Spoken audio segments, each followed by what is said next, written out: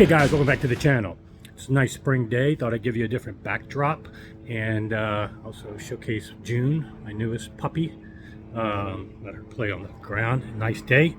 Also gave you a new intro. Well, it's not a new intro, but it's one I don't use. It's a little bit longer, but just a little bit fun. Change things up. Also, I've been so far behind in videos, I realized I didn't upload a video I shot with Karl at 3MA giving his feedback on Southwest Audio Fest.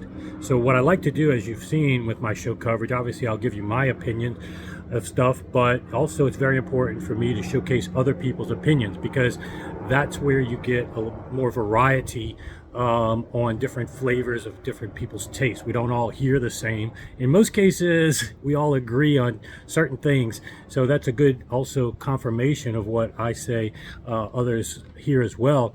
But this also gives you a different flavor. They go into different rooms, spend different time in different rooms. So what I wanted to do is showcase this feedback on the Southwest Audio Fest with Karl. He may be coming to Expona. He's also a Bach owner, so if you ever want to get feedback from him different from me, you can call 3MA. He works at 3MA, and hopefully he'll be at Expona. But enjoy his feedback on Southwest Audio Fest.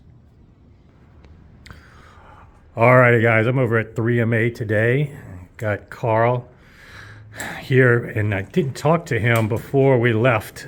Gonna circle back one show back to Southwest Audio Fest in Dallas.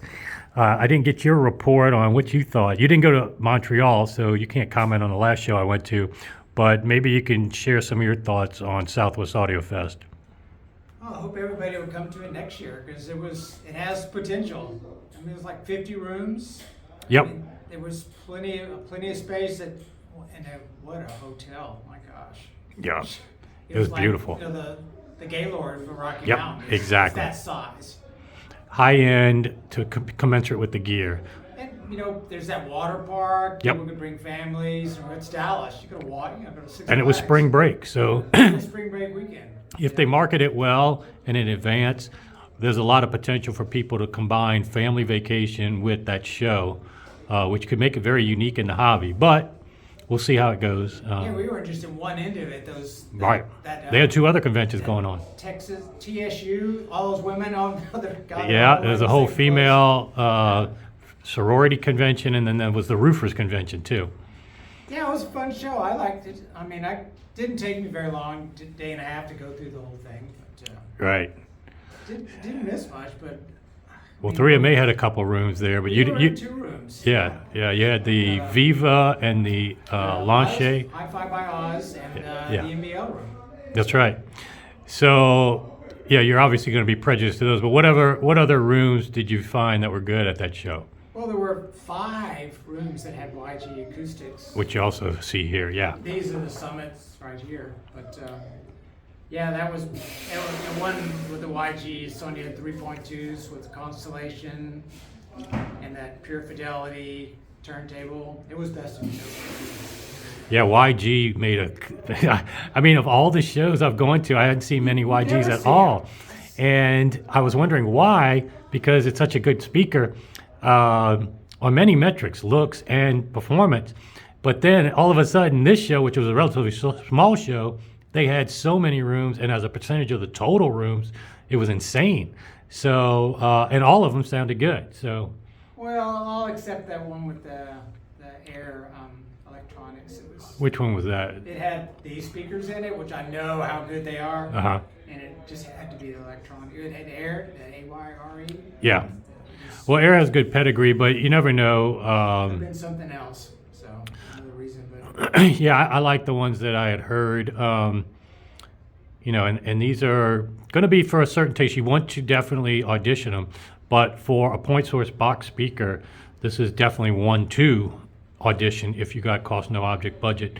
They've got now quite a few in different budget points, from I think as low as $20,000 all the way up to $1. Oh yes. And then they do active ones now too. They'll put like a little red, and so you get the amplification. And I wanted to say their subs look very interesting to try as well. So yeah, props to YG. They kind of stole the show this year. Yeah, and then this Silversmith audio. Yep. He was in his speaker cables were in at least 7 rooms. And you introduced me to him, and I actually saw him again in Montreal. He was in another room there in Montreal. Because he's got interconnects now. Mhm. My friend Steve ordered a pair, so we're an XLR, so we're gonna get to. Yeah, use so a some. lot of people were talking favorably about his cable. Did you go into that Alpine mids? Remember that it was that horn that had that triangle. Yes, yes. And then the bass. Yep. The horn was on the bottom. Yep, and then a subwoofer in the back. Those were really good. It was a little boomy in that room, but I'm not a horn person. Right. So I really like those. The Estalon with the Forzas. Yep. It was an excellent room. And there were 2 rooms with two prototype turntables. There's VPI with direct drive turntables. No Okay. bend. All right. I was kind of surprised at that. JR already knew about it, but Yeah, I thought I had heard about it before, but yeah, now they had it at the show. Okay. seems to be a trend, going away from belt drive to. I mean, at least their experiment. They've never had one that I know of. It's always been belt drive, so that's kind of an experiment for them. Yeah, the Boulder. What else? Brava 7.2. That Orchid Audio amp and DAC. That was really good. Yeah, for a lower budget tier, but yeah. That Bella Sound Yep. and Analysis. Yep. That had a big corner room. Mm-hmm. Dave really liked it, and I went in there, and it was something had changed. So, but it was a really good sounding room. Because I said I've got all 4 of the YG down here, but the JMF audio. Okay. Pure With audio turntable. with the Von Schweikert, was it? Von Schweigert's, yes. Okay. Yeah.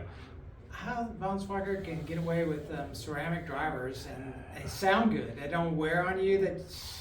They have a lot of pedigree. They've been doing it for a long time.